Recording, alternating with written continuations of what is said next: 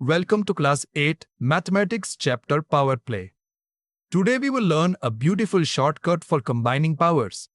Look at this expression 2 to the power 5 times 5 to the power 5.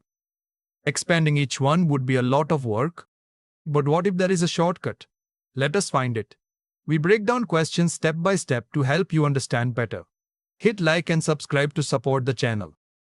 Earlier in this chapter, we discovered something beautiful. Let us recall it with a quick example.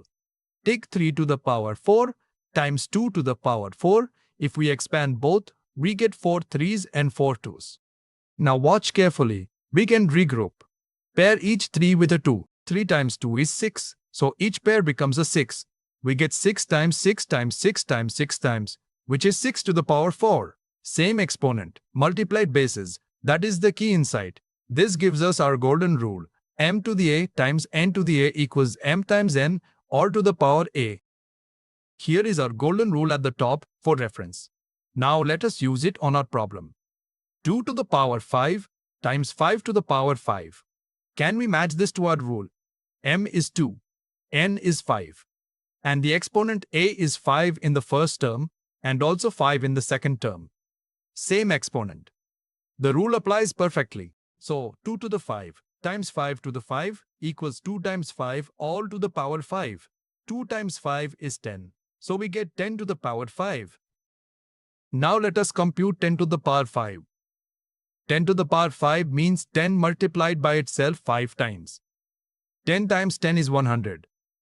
Times 10 again 1000. Times 10 again 1000. Times 10 10,000. And one more times 10 1 lakh. 100,000.